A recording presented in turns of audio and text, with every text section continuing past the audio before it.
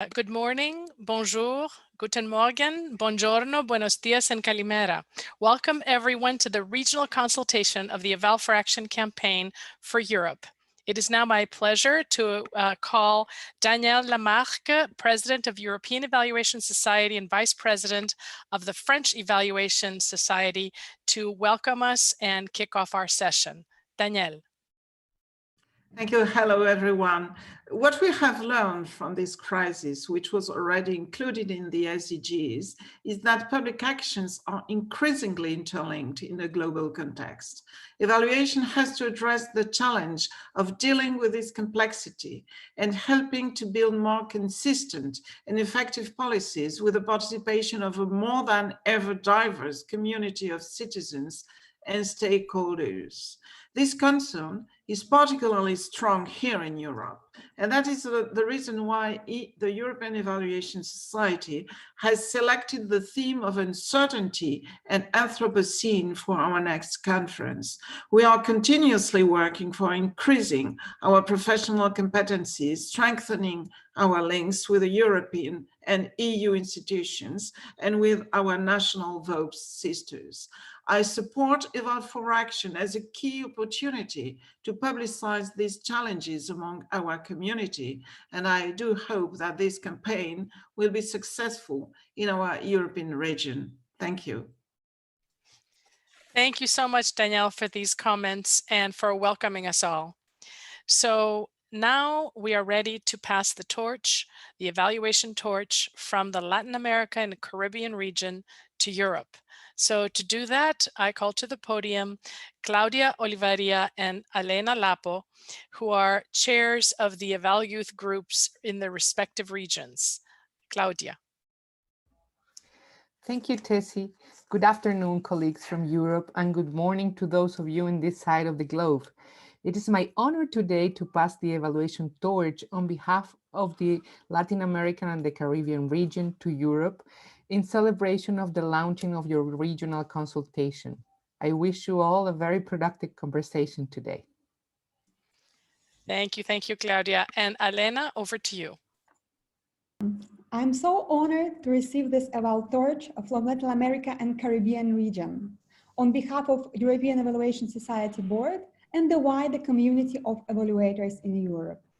I am also pleased to receive the torch on behalf of younger evaluation professionals, the ones who are going to evaluate sustainable development goals in 10 years. And it's so important to include them in these conversations already now. So thank you very much for this Eval for Action campaign.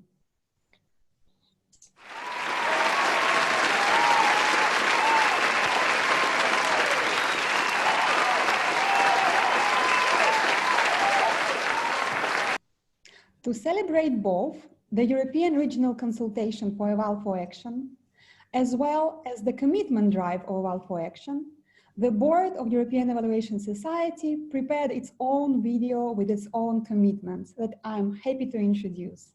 I encourage all individual participants, as well as VOPs, to record similar videos with their commitments. Hello. I am Daniele Lamarque, the current president of the European Evaluation Society. On behalf of EES, a proud partner of the Eval for Action campaign, we are lighting the Eval torch to symbolize our public commitment to accelerating progress in evaluation capacities and using evaluation in decision-making. Specifically, EES commits publicly to the following. We commit to supporting influential evaluations because we believe that in these post-truth times, it is more important than ever to provide policymakers and decision makers with the best possible evidence and judgments.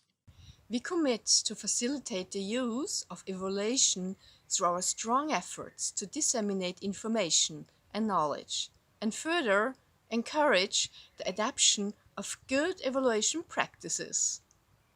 We commit to building partnerships on evaluation, both in Europe with national and regional evaluation societies, and beyond, to promote ethically sound, culturally sensitive, and action-oriented evaluation practices. We commit to supporting young and emerging evaluators, help them grow and demonstrate their true value by actively engaging them in the work of a society, in particular through activities of Technical Working Group 5 for Young and Emerging Evaluators, ES Biennial Conference and Competition for Young and Emerging Evaluators, as well as by working closely with other regional and global YEE networks. Thanks for watching, and now we nominate IOC, IDEAS and SDG Transformation Forum to join Eval for Action campaign and publicly commit to influential evaluation which can accelerate the SDGs achievement in the decade of action.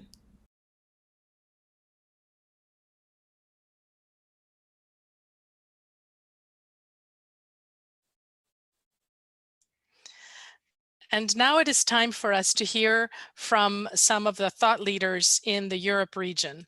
So to get us started, I call to the mic Vlatko Danilov. Vlatko, over to you. Thank you. Hi from NESE. So there is a general opinion that the SDG implementation needs to be improved, so it is not on the right track. And so now we are looking for a model on how the evaluation can be of assistance. For this reason, we have organized this consultation process, and this should result in new ideas, suggestions for improvement. The main question of the consultation process is how the evaluation can help for better SDG implementation. Good and useful evaluation. So this is what we want, but this is not granted. So, and we need to work on this. So, and this is one of the main duties of evaluation societies, all the national evaluation societies. So NESE is the link that connects all the European evaluation societies working on improved cooperation of national networks for better results. NESE is the regional umbrella organization, which is oriented toward evaluation development in general. But since SDG is a very important global agenda, this requires a very special progress measurement. So we urge all the national societies to organize themselves and be active in evaluation of SDGs. SDG motto is nobody is left behind, and evaluation needs to confirm this goal is achieved. Each national evaluation society needs to be ready to support collecting evidence of SDG implementation. This support could have different forms, such as creation of national SDG evaluation platforms, which will put together various stakeholders who can contribute toward measurement of SDGs indicators, but also involve evaluators to be an active participants in building voluntary national reviews. COVID-19 is unpredictable, and this results in fast-changing environment which requires fast responses and corrections. To react fast in the proper way, we must create systemic monitoring of SDG indicators, providing evidence of what decisions are good and why, what decisions are not so good and why, is the key to success. Informative and evidence-based decision-making is a clue for good decisions that can fight COVID-19 and make the motto, no one left behind, is true. Dear colleagues, evaluators and activities, you're kindly invited to be part of this consultation process and contribute to more effective SDGs evaluation by providing your ideas, suggestions, new models that will lead to a better SDG implementation. I wish you well work today. Thank you. Thank you so much, Vlatko, for your comments and your welcoming remarks. It is now my pleasure to introduce Wolfgang Meyer, who is leading the work on evaluating sustainable development at EES. Wolfgang. Yeah, thank you. Let me say, we already have recognized that Europe is very proud to be in lead for sustainable development. And we all know that Europe is one of the forerunners in evaluation. But if it comes to the evaluation of SDGs, we are seriously lagging behind the other regions in the world. And there are three key challenges for evaluation linked to the Agenda 2030 that should be mentioned here.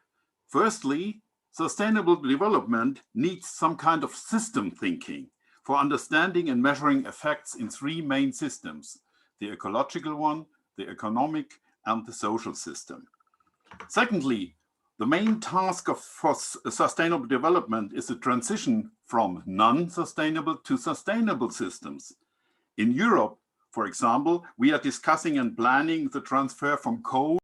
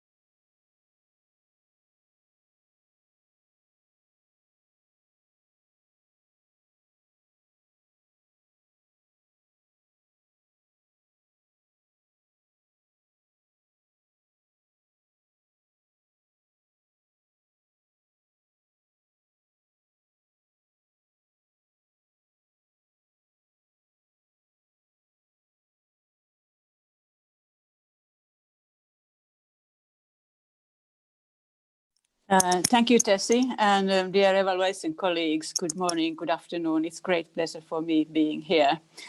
And thank you for giving this opportunity to share Finnish experience with you.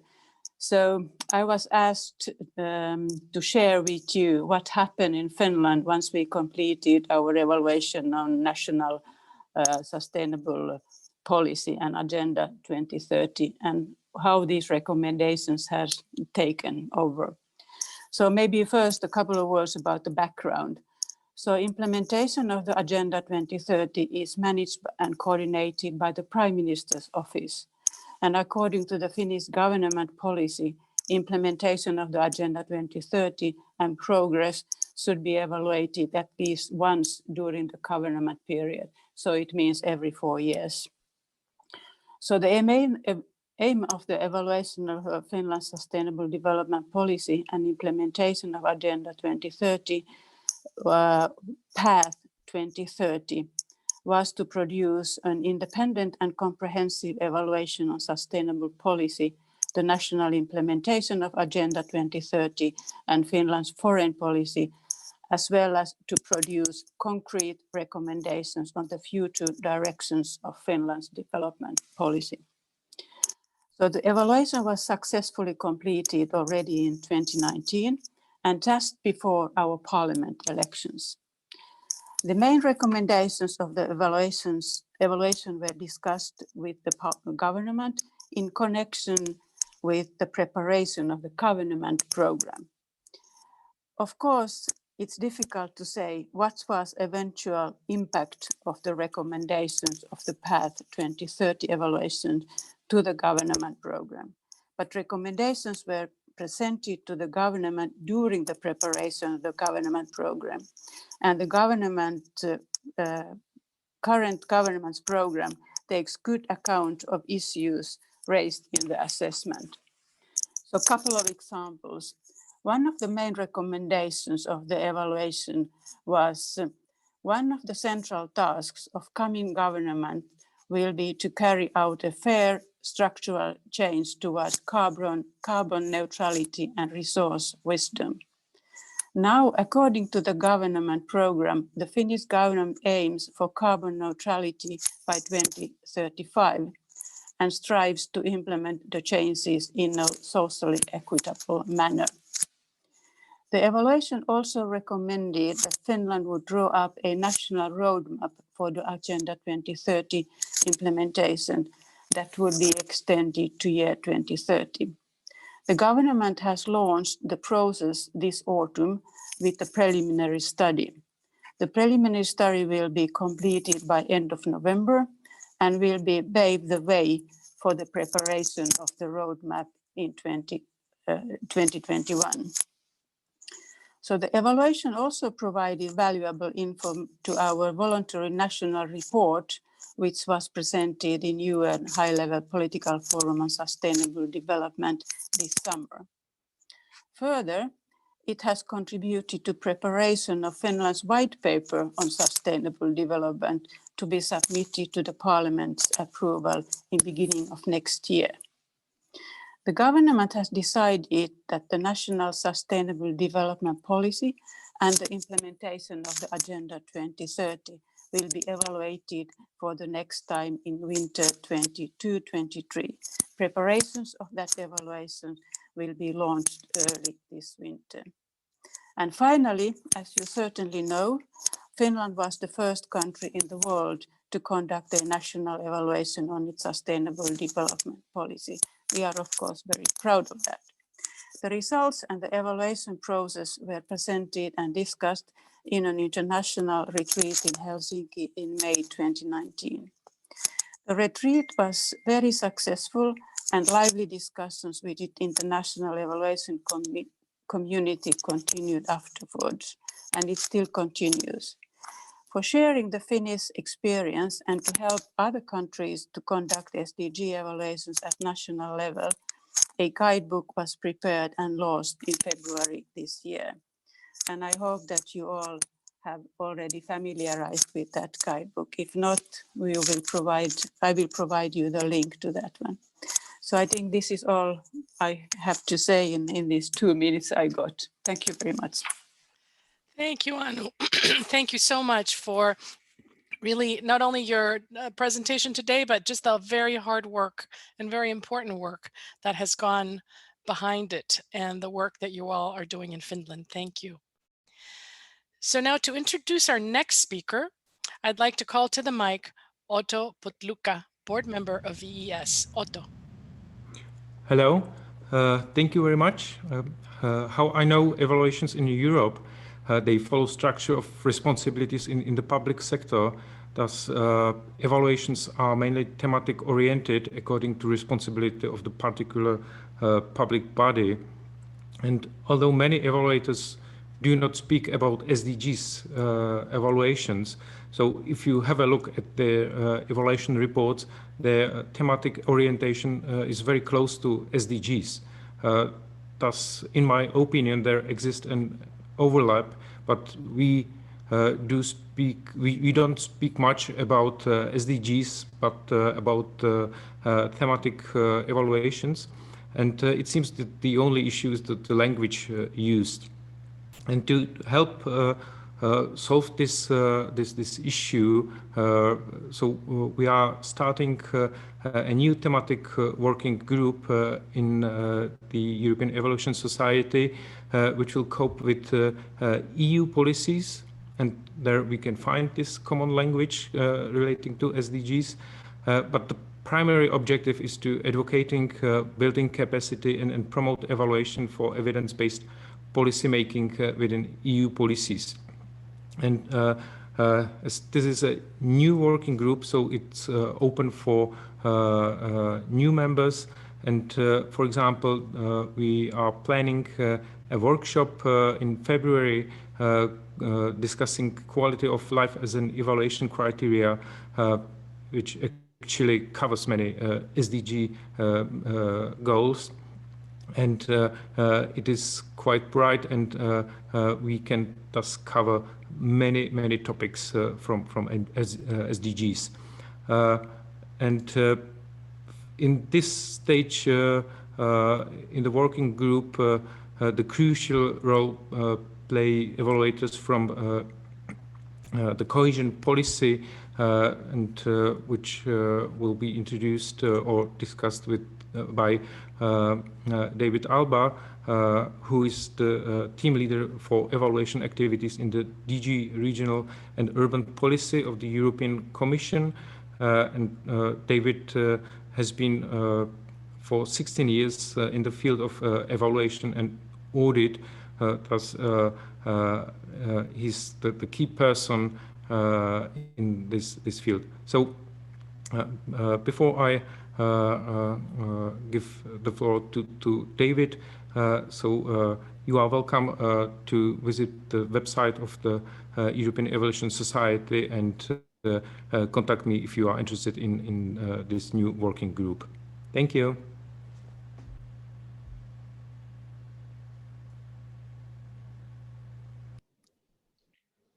Thank you, Otto, for this kind opening. Good afternoon, ladies and gentlemen, dear colleagues. I wanted to start with a bold statement. Simply, cohesion policy is one of the most scrutinized policies of the European Union. If you want to challenge me on that, the challenge is accepted. This policy accounts about a third of the EU budget, with more than 300 billion euros of expenditure. And maybe this is the reason why it is a subject to thousands of evaluations, studies, serious amount of research, sponsored by the European institutions, academia, the member states. Member states alone have conducted more than 1,000 evaluations of ERDF, Cohesion Fund and European Social Fund programs already in this programming period, and the numbers are growing. According to the evaluation plans which are submitted to DG Regio by the member states, above 2,000 evaluations are expected on operational program level and its priorities until by the end of 2022. It is clear that the extent of evaluation activities, both in the member states and in the European Commission on cohesion policy, is enormous. Evaluations are the essential part of the life cycle of cohesion policy programs. They, combined with other sources of evidence, monitoring and studies, represent an important element of policy making at EU level, feeding into the impact assessments for regulation.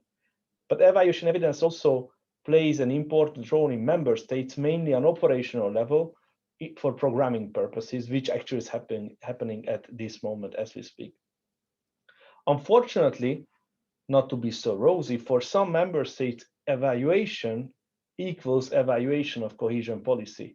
Evaluation culture matters a lot in delivering good quality evaluations and using its results for policy making. Unfortunately, the issue of quality is not limited to member states without history of evaluations. Through the analysis of member states' evaluations and discussions with managing authorities, we have identified some recurring issues related to designing, conducting, and concluding on evaluations, which have an adverse impact on the quality. And this really limits their use as an effective tool for evidence-based policymaking. Unfortunately, in these 2 minutes allocated to me, I cannot go really more in detail on these specific issues, but I'm happy to engage in the working groups and other sessions if requested. I hope I have managed to put the evaluations in DG Regio in perspective, even though, as Otto already mentions, my speech is a bit of outlier here. Thank you very much for your attention. Thank you. Thank you so much, David, for underscoring the important context in which we work and all of the issues. And if this is a 10-year campaign, so we will have a lot of time to go deeply into these issues. And that's exactly what this campaign is designed to do, is to move forward and do what it can to address those kinds of issues and the action that is needed. And a big thank you to all our presenters for their inspirational words, for your commitment, and for your the challenges you have presented for us in the issues you have presented. And now we want to turn our attention and zoom out briefly to the global Eval for Action campaign, so we can reflect a bit on the context of the regional consultations that we're having in the world. So we will hear from leaders of the two founding groups of the Eval for Action campaign, Marco Segone from UNFPA and Khalil Bitar from the Eval Youth Network. And it's very important for us to remember how key the young and emerging evaluators have been and are in this campaign. Marco, over to you.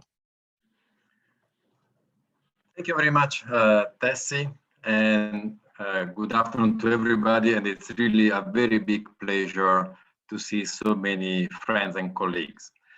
Let me start by giving a good news. And the good news is that today, the world has a global, ambitious roadmap towards sustainable and equitable development. And these are the Sustainable Development Goals that many of you already mentioned. And the mission of the SDGs is exactly transforming our world by 2030. Transforming our world toward a world where all rights for all human beings everywhere at any time are met. And how to do that? By reaching the farther behind first, and therefore the important principle of leaving no one behind. Unfortunately, the world is not on track. Just two examples. Based on the current projections, we will eradicate poverty by 2072, and we will achieve gender equality by 2189, and not by 2030. And that was before COVID. And as we know, COVID is not only a public health crisis, but it is also a socioeconomic crisis, a humanitarian crisis, a human development crisis. In addition, we have to tackle the aspect of inequality and the climate emergency. So there is a need to build back better, informed by evidence. And that's why last year, Antonio Guterres, the Secretary General of the United Nations, launched the Decade of Action, a decade to accelerate the SDGs, the progress towards the SDGs, to get on track. And it's about ambition, scale, and speed, but all of this should be informed by evidence. Evidence meaning obviously also evaluation, because evaluation tells us what works and what does not work, why, for whom, and under what circumstances. And it's always very important to remember that evaluation should also be equity focused and gender responsive if we really want to leave nobody behind.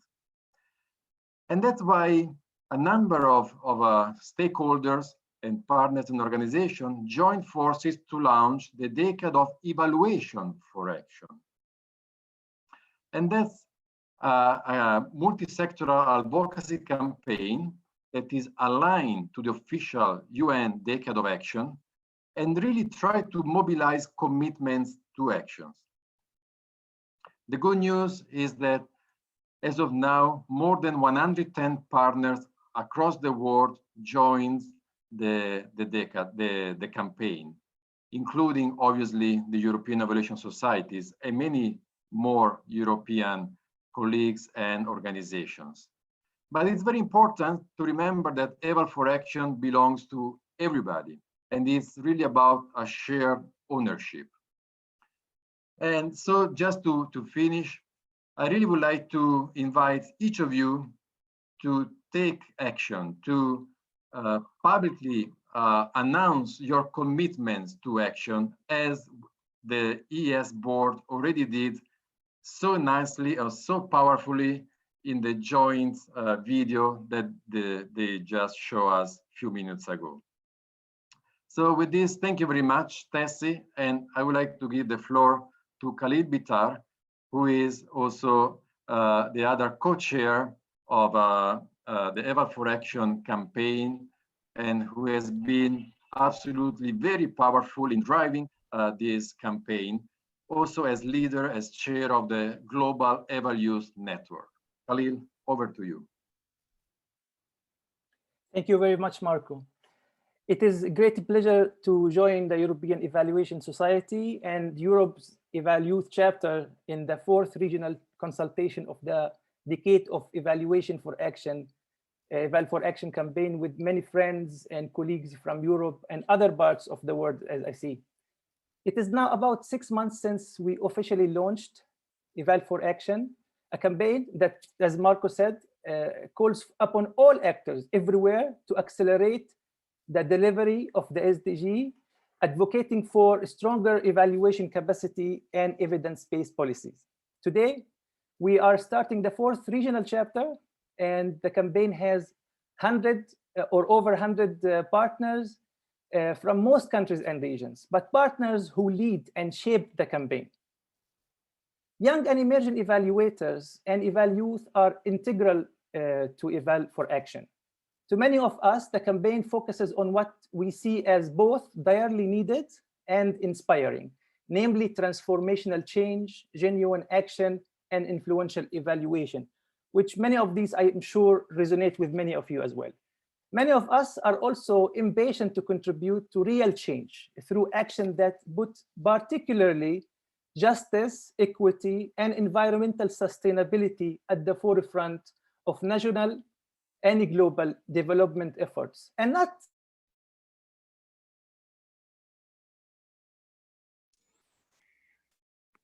We cannot hear you, Khalil. Work hard on achieving. And this applies to Europe as it applies to all other regions. Yet while young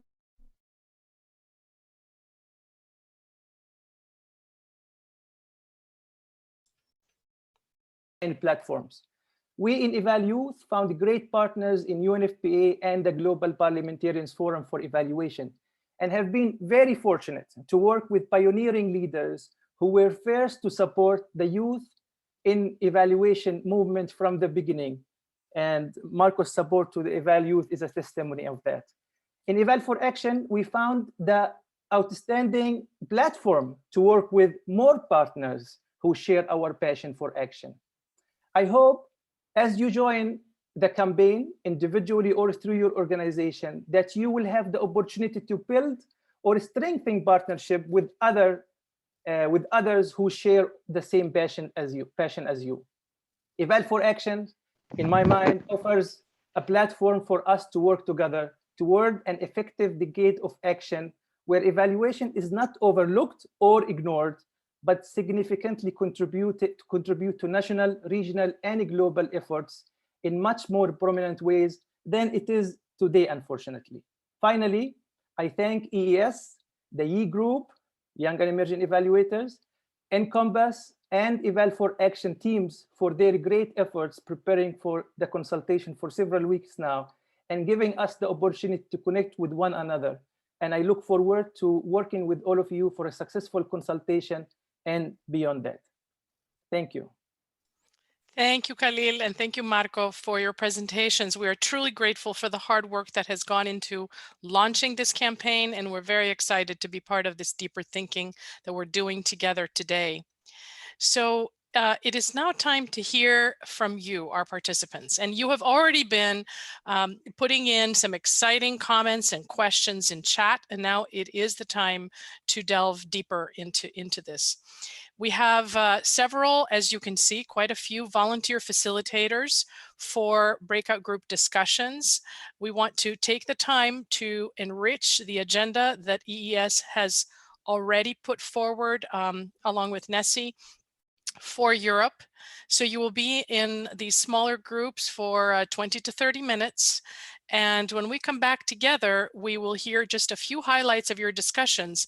But what will be happening in your breakout groups is your facilitators will be sharing the task of taking detailed notes from the kinds of topics and issues and points that you will make. And then that will be brought up to the EES coordinating group and then shared with others, and it will enrich the plans that are already in motion in Europe for evaluation that's relevant to the important issues of our times in the Sustainable Development Goals. So the main question that you will be addressing in breakout groups is, how can evaluation help ensure a transformative recovery from COVID-19, one that addresses the crisis, reduces risks from future potential crises, relaunches the implementation efforts to deliver the 2030 Agenda and the Sustainable Development Goals through the Decade of Action. So it is really an agenda-setting question where we want to hear from you about how to move forward. So under that question, please, here are some other issues that you can address. The role of our organizations, of voluntary organizations for professional evaluation, the competencies that we need, and also the path for learning together. So we have a rich topic for discussion, and I wish you all good discussions. Maeve, over to you. Thank you so much, Tessie. So now we're going to be moving into breakout rooms for small group discussions. If you have any questions, go ahead and place them in the chat. And this is just a friendly reminder, and Eleanor has placed instructions in the chat for this also, that the groups will be in English unless you've indicated a preference for French or Spanish. So if you prefer to be in a French-speaking group, please go ahead and rename yourself following the instructions in the chat by placing an FR after your name. And if you would like to be in a Spanish-speaking group, go ahead and place an SP after your name. You will receive an invitation to join your breakout room, so please click join once you see that window pop up. There will be a facilitator and a note taker in your room to support the discussion. Please go ahead and go off of mute and use your microphone to discuss these questions. And if you need any support, you'll see an ask for help icon in your bottom toolbar that looks like a question mark. So go ahead and click on that button if you need any help, and we'll come see what we can do to help you. So with that, I will hand it over to Eleanor to launch us into breakouts. All right, you should all see your screen shift. Please do click join if you're asked to join a breakout room. Recording and Tessie, I have just sent you another email, and the highlighted yellow are those who will be speaking upon returning. Thank you, Eleanor.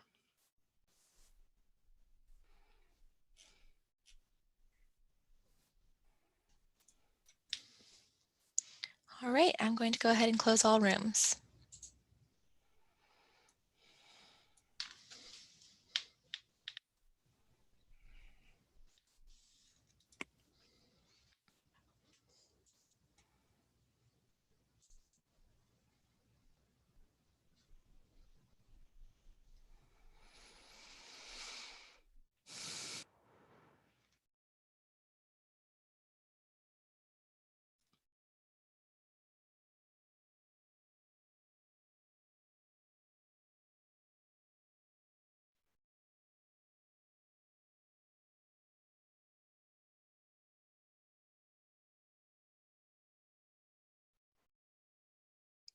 Welcome back, everyone. I see everyone is arriving back to the main space. I hope you've had wonderful conversations. In fact, having eavesdropped a little bit, I know that you did. So we are now ready to hear a little bit about what you discussed.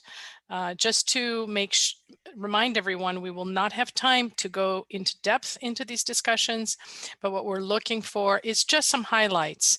And be assured that people have taken notes, and that all these notes are going to be folded into the discussion, the broader discussion for Agenda for Action in the Europe region. So without further ado, try to keep your report outs to less than 30 seconds if possible. Let me go to group one with Daniele Lamarque and Eva Lindström. Eva. Thank you very much. Yes, we had a very interesting discussion. We were a small and an exclusive group, and I think the time passed very quickly. So some things that we discussed. I think when it comes to evaluating the response to the COVID, I think there was a good discussion on the need for some kind of guidelines, and maybe also that the VOPs could play an important role in presenting these kind of guidelines, because every country now are struggling in their own way. I think also when it comes to competences, we stressed and underlined the importance of sort of partnership with other organizations. Both the SDGs, but also the current situation really calls for new competences, new capacities, and it's maybe not possible to have it within your own organization. So it's really, really important to reach out also to the academia, but also to other organizations. We also had a discussion of sort of the narrative to be effective and to have an impact. It's the evaluators. It's important also to reach out to media and to learn from them how to sort of tell the story. From a more general perspective, we also discussed the importance of taking long-term risks into account. And I also underlined the importance of sort of sustainability is very much of being prepared. So that is an important role for evaluators to play, to look into the long-term risk and to see whether governments or other decision makers are prepared.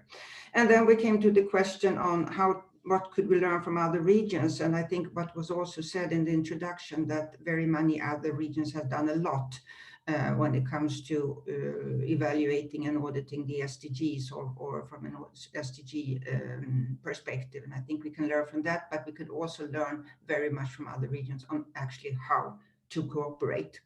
And finally, there was a short discussion on the sort of challenge of a coherent policy, taking all these aspects of sustainability into account. And maybe that is also an important role for evaluators to check on the coherence of the policy. So that was my short notes from group number one. Thank you very much. Thank you, Eva. Really appreciate those this report out. Let's go to group number 2 with Tom Ling and Mita Mara. Hi again. We also had a very lively discussion in our group, and we were very much aligned, thinking about, the global challenges that this COVID crisis has generated for all of us. So when we speak about evaluation and our agenda to move forward, the SDG evaluation, we do not have to just confine to national strategies for evaluation, but we should also be able to address these global challenges and these overarching issues that actually make the North and the Global South much more in line to cooperate. But there is a disconnect that we have underscored between national strategies and in the implementation and in the work that is carried out on the grounds in more delimited contexts.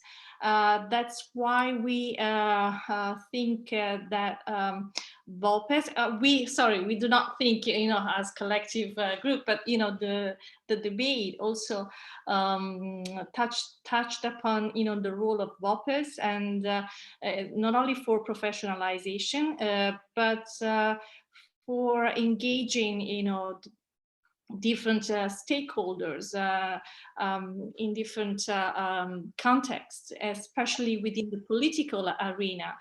In fact, examples were cited about politicians being very much engaged, with evaluators at the European level, but also in an African country, I guess it was in Kenya, when politicians were interested to use evaluative information coming from the county level to inform national policies. That's the example and the case that evaluation can make a difference, and so we have to educate our commissioners in terms of how you design invitations, to bidding, invitations to, for tenders, educate also the public on what indicators can have a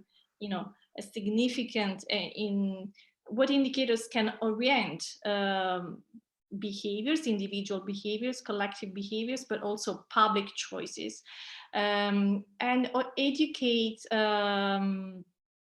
overall, policymakers, in terms of the type of work that we are asked to do. And we also touched upon, our own role, the reflection that we may develop as producers of knowledge, what kind of bias we may subject to as well in this political arena. Thank you, Mita, for this presentation. Let's try to be a little bit more concise. I know we want to share everything that happened, but in the interest of really hearing from everyone equally, so we don't run out of time at the end. Let's go to group number 3 with Bastien Delat and Kanza Benani. Kenza will debrief. Hello, everyone. So thank you to Karen Rousseau and Sinyasa for participating with us in room 3. So here is a very short recap. So regarding the overall question, we believe that we should start by conducting evaluations on responses to COVID. What lessons can we learn from them? We have seen international organizations starting to do that, but we have seen less governments taking action in this regard. So we believe that this should be this first step. And then we also think that, generally speaking, we should adopt an evaluative thinking mindset that's focused on the notion of nexus. For evaluation to be truly transformative, it has to be nexus oriented. There are tensions and synergies between the SDGs that must be taken into account and analyzed. Regarding the role of OPs, we would say that VOP should advocate for both demand and supply of evaluations on COVID-19 and on responses to COVID-19. We also think that VOP should provide a space for practitioners, researchers, and policymakers to facilitate discussions on this new COVID context and its impact on evaluation. Regarding the question of competencies, we identify 2 key competencies for our evaluators: creativity and the ability to adopt non-dogmatic approaches to our work. And then regarding the question of how can we learn from other regions, we think that we should learn from each other, perhaps through real-time evaluations and by paying attention to cultural dimensions of the crisis. And then we also believe that we should find inspiration in the regions that have expressed resilience. How can we draw lessons from their experiences? That will be all for us. Thank you. And please follow the comments in the chat. People have some exciting and interesting reactions so that this becomes a broader conversation. You're really stimulating a lot of thinking. Let's go to group number 4 with Karen Kolweg and Elliot Stern. Elliot.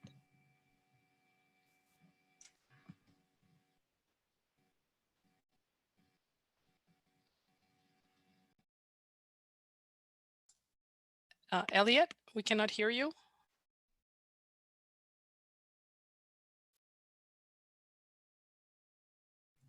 Sorry. Elliot, it appears that you just remuted yourself. Does that hit? Can you hear me now? Yes, we can hear you now. Thank you. Something is okay. Sorry about that. It was a rich discussion. I'll briefly represent what I can of it. Firstly, the need for more national evaluations of SDGs, but within an international context. The observation being made that SDGs were not a primary focus of evaluation in the European space. Secondly, interesting possibilities coming from Greece of free evaluations using university students, for example, as a way of looking at corporate responsibility or other subjects, which for me is a very important opportunity because too often we are waiting for somebody else to commission evaluations. If we have space for using existing resources, that could be a great advantage. Thirdly, Learning from what we know already, meta-evaluations, identifying gaps, and making it easier for us to be selective about where we focus our evaluation efforts. I have reframed that in my notes as a post-COVID observatory, which I'm sure is something that could happen somewhere, but whether we as evaluators will be active in it, I think is an open question. Fourthly, that ES could provide a platform to compare the learning from national COVID responses, given that there are many things going on in all of our countries, and there are few platforms where these things can be brought together in a learning space. Evaluators should be more, fifthly, evaluators should be more media savvy, become part of the discussion. And sixthly, finally, learn from the good things that have happened during the COVID crisis. Maybe we were getting an unbalanced picture of that because Denmark seemed to have more positive things to say than some other countries. However, the idea of looking at the positive lessons as well as all the negative ones was highlighted. That's the 6 that I've got. Thank you. Thank you so much, Elliot. Let's go to group number 5, Estelle Raimondo and Thomas Delahais. Hi. So we had also a very good and in-depth discussion, but I'm going to give you the 3 takeaways, mostly that are action oriented. So we found that the SDG indicator framework was a little bit limiting in terms of bringing the right type of evidence to bear when it comes to really identifying what is working, what is not working. So really taking actions to expand what is seen as acceptable evidence is really important, especially when we look at issues of intersectionality. So for instance, that is crucial to COVID, but also the SDG. The second area of work would be to do much better at utilizing all of the channels of influence beyond talking to evaluators and our commissioners. That's where we echo Elliot's points on being media savvy. In other regions, there is a really much better connection between the media and evaluations, but also really talking to those who take decisions and are making a difference, such as NGOs, community leaders, etc., etc. And the third area is around our competencies. And here there is a need to rethink our initial trainings, again, to go beyond methodological skills and to really put ethics at the core, as well as our communication skills with media, with others, and finally being better facilitators of dialogue and also of action for. Here it is. Thank you, Estelle. And I want to remind all the facilitator note takers to go ahead and put notes in the chat and send your notes to Lauren. So let's go to group number 6, Elena Lapo and Juha Witto.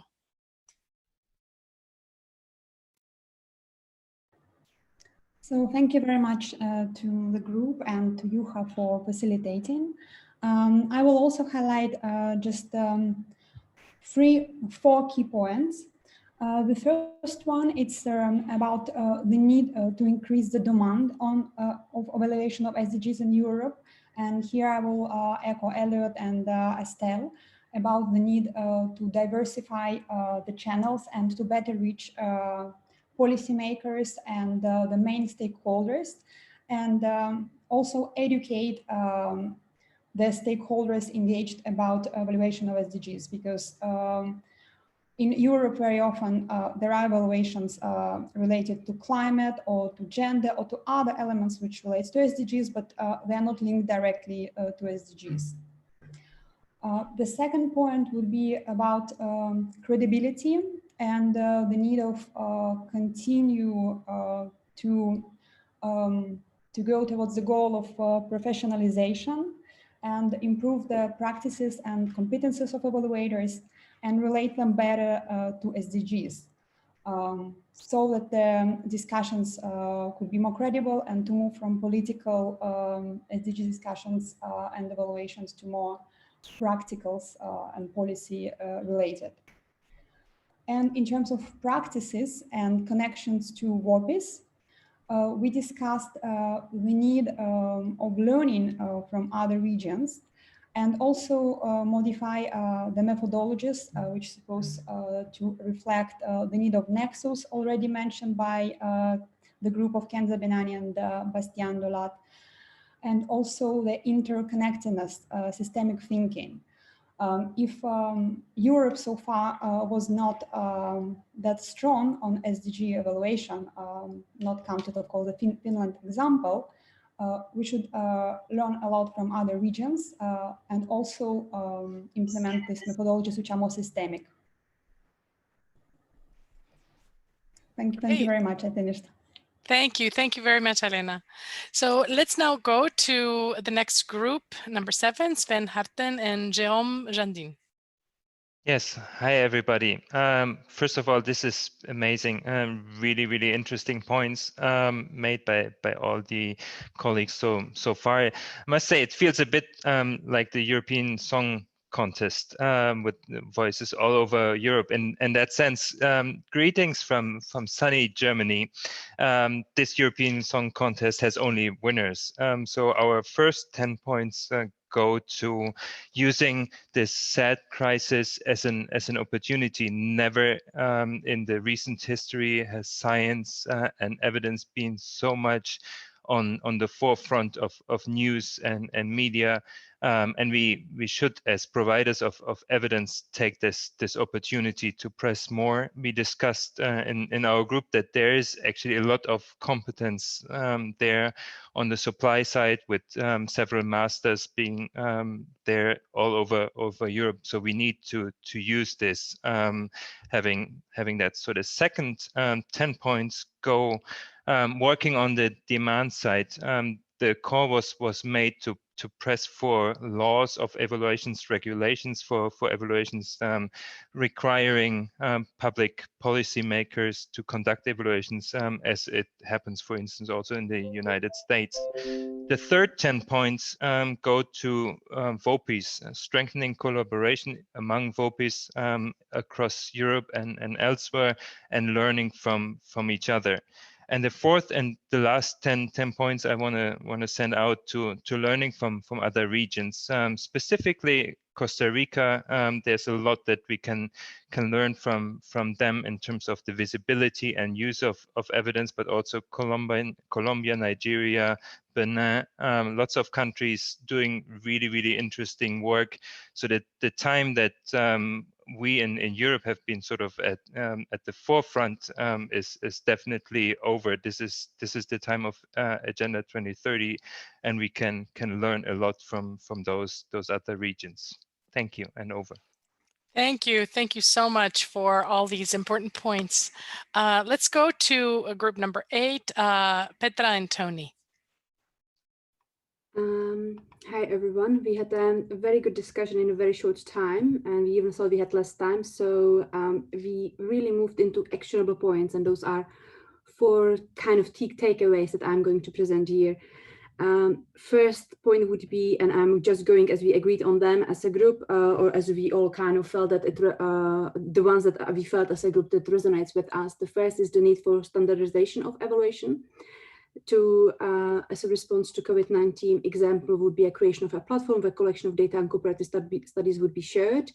But the standardization of evaluation would also lead to an actionable point number 2 that we have emphasized, and that is ensuring that our evaluations are equity focused and gender responsive, putting emphasis on intersectionality. When we dive into the WOPs, what role WOPs could be playing, we thought that a greater role could be done in an advocacy efforts, that in advocacy around the importance of the evaluation, but also engaging a wider stakeholders into a wider stakeholders dialogue to spread the word and reach a more diverse audience with the messages about the importance of evaluation, not just focusing on the evaluation community, but really going beyond and engaging with the private sector and governments. And maybe last point that I have not yet really heard said so much prominently is the role for individual evaluators who could be more proactive and offer expertise and knowledge, not only during the mid or final evaluations, but actually being involved into the design stage, and design of a policies and programs. I think I will leave it there for now. Thank you. Thank you, Petra. Let's go to the next group, number 9, Tina Orfanidu and Jorge Snein. Hello, hi there. I hope you can hear me.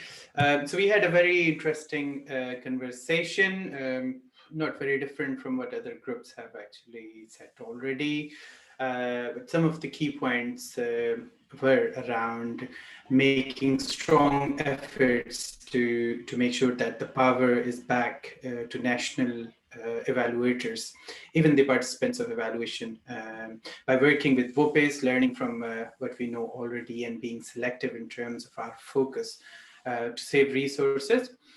Working on building stronger M&E systems and evaluation policies at national as well as state departments at all levels by working with the policymakers and the public so that evaluation is not just seen as an accountability measure, but a complete package of learning. The EES can, in this space, take lead in promoting institutional system strengthening by comparing and contrasting from other nations, regions, working with the national VOPEs for creating a space for sharing and learning. So that a strong evaluation capacity can be built at institutional level as well as individual levels from the evaluation perspectives. And the other point goes very well in line with the communications, media, and transparency discussions we were having, which was about sharing the lessons learned widely by promoting transparency. Many evaluations exercises don't go beyond the shelves of the commissioners, and there's a lot that we can talk about it. There have been some initiatives such as IIT, but then again we need to work together in developing better policies and implementing those policies in bringing evaluative findings for the public. Thank you so much, Hur, for this presentation. Let's go to group number 10 with Otto Potluka and Sausan Al-Zatari. So, thank you. So, in our discussion, we touched 3 points. The first one relates to competencies, as the benchmarks do not work well in SDGs, and some framework of competencies could help. But we have also discussed the issue of who will be responsible for defining them, and actually at the end we concluded that the evidence must be collected from the community. So it's the responsibility of the community. The second point concerns methodologies. So the common set of methodologies would help, and methodologies are somehow resistant to changes. And what we pointed out as important is that the processes of defining data should be uniform to get the same data with the same definition to be comparable. And the third point is we discussed the goals, that each goal is fundamental, and we need to know what happens. And we have discussed that not only quantitative data is important, but also qualitative, like in human rights approach and so on. So these are our 3 points. I have already sent them to the chat and to the emails of the co-organizers. Thank you. Thank you, Otto. Thank you very much. Let's go to group 11. We have 2 more groups. So group 11, Mariana Branco and Mark Devini. Hi, everyone. Very excited to be here. Very productive meeting. 3 points on our side. First, at the level of competencies, we've talked about hard and soft competencies. Working remotely is one of the major challenges that evaluators nowadays are challenged with, and thinking about ways of VOPEs and other colleagues around the world to strengthen those competencies through technology and other resources, that's very important. A second level of competencies competencies that was discussed in our group has to do with this issue of infodemic and how important it is now that we are being overwhelmed with so much information. What is the role of the evaluator and how can we adjust our processes and methods, namely through better indicators that help us measure knowledge and information. Still at the competencies level, we also discussed the importance of helping the public understand political disputes. And this is very important because we were tackling on how to develop evaluators' influence, capacity to influence. And we landed on the issue of the capacity to ask the right questions. So in order for us to have more influence, we need to think even better through the questions we make and what kind of evidence will they produce. And then at the level of VOPs and what's the role, namely in Europe, the European Evaluation Society, NESI, and other groups really have a wonderful opportunity to bring evaluators together and to hear what are their challenges and try to address them collectively. And second, and finally, the importance of creating bridges and helping European institutions, public institutions, departments of evaluation, offices of evaluation in our countries to actually be able to cope with the crisis through better production of evidence. And here, just a final comment saying that we still have the focus on accountability and wider focus on results should be emphasized during this crisis. Thank you so much. Thank you. Appreciate it. Thank you, Mariana. So let's now hear from Group 12, Angela and Astrid. Yes, thank you. I try to be very brief because most of the points we discussed have already been touched. So we started with discussing the role of VOPers in that context, and one of the main points there was to support capacity building in regions where the evaluation culture is not so developed as in other countries or regions. We also discussed the point of the relevance of empirical evidence to inform decision making, especially in times when things are changing from day to day. In that context, we discussed on the one hand that there is need for more qualitative data and innovative data collection methods to adequately assess the consequences of the COVID pandemic.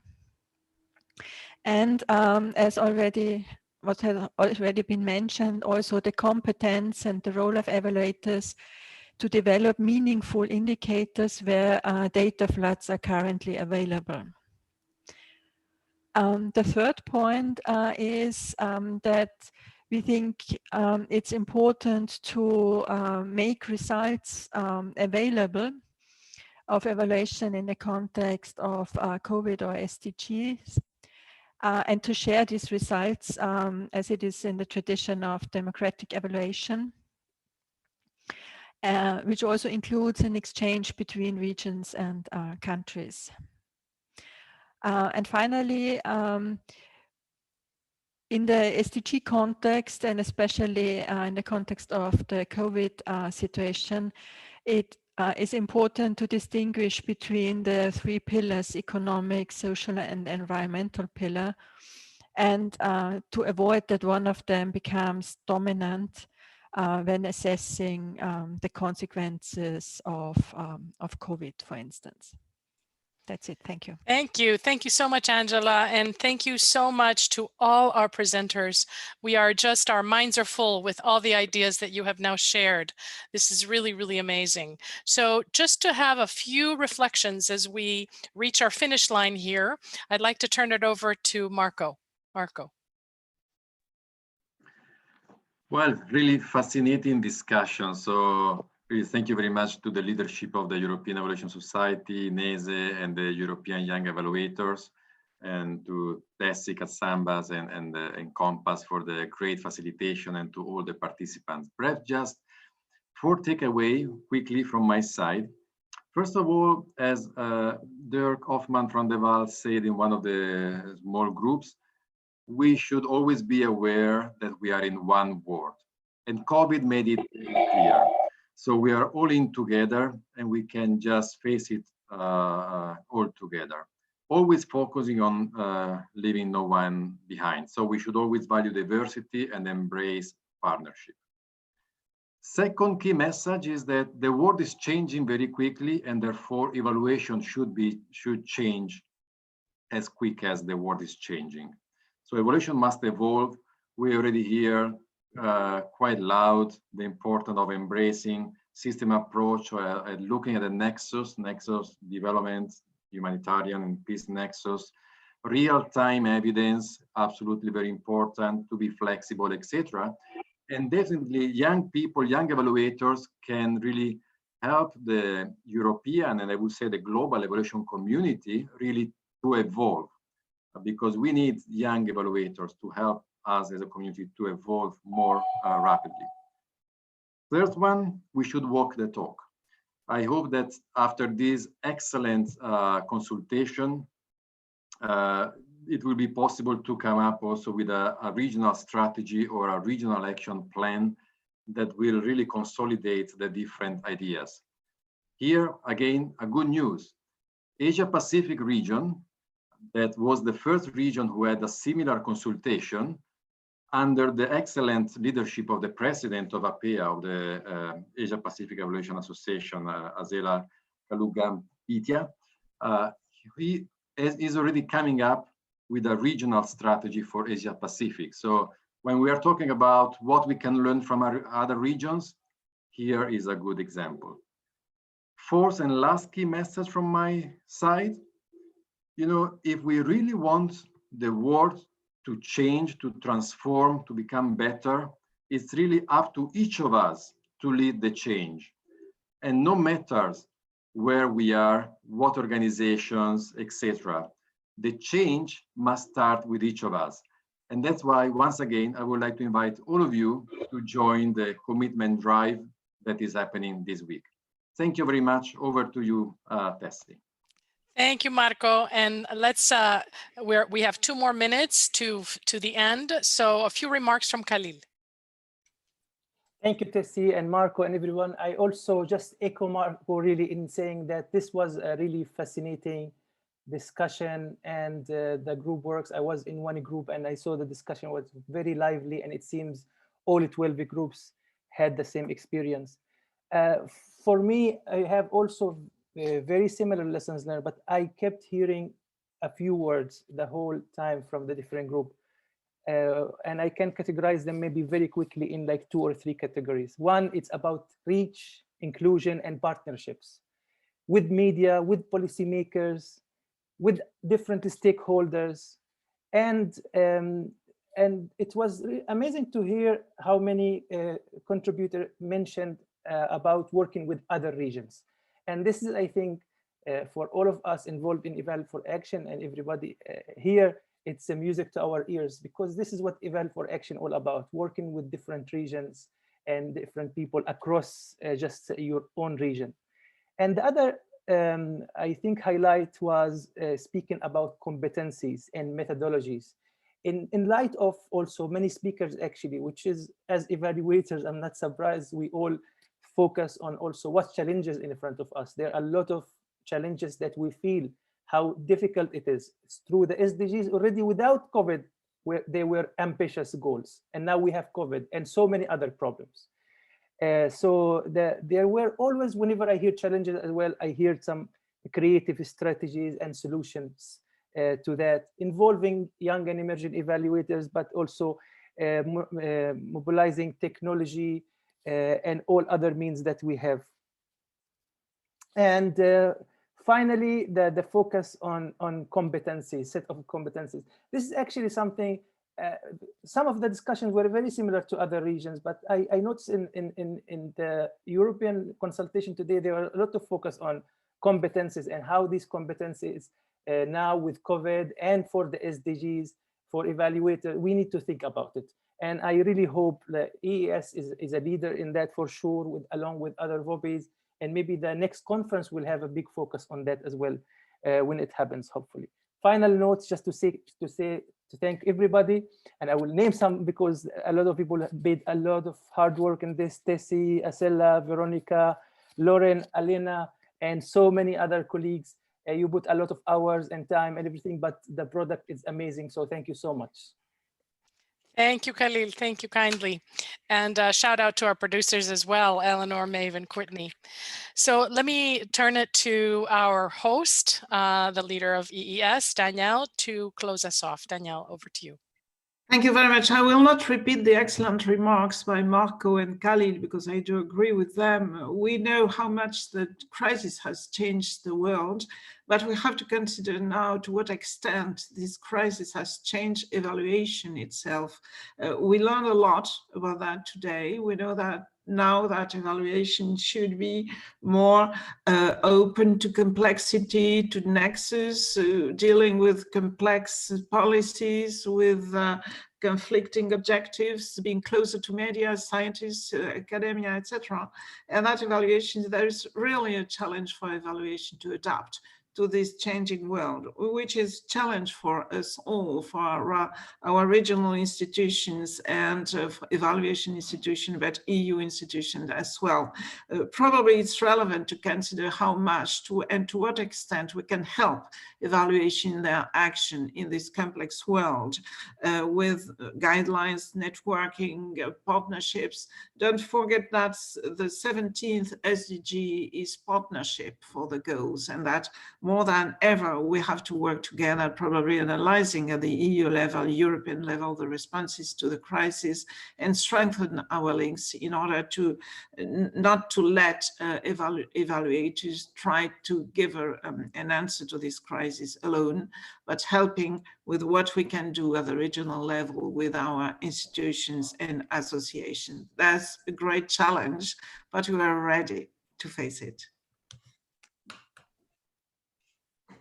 Great. Thank you so much, Daniele. And thank you from all of us. If we can have the next slide. All of us who have worked together to prepare for today. The torch is now moving to the next region that will have the next regional consultation. And we will see who that is.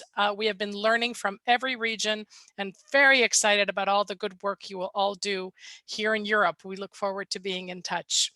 And now our consultation session is closed. Thank you everyone for your wonderful participation.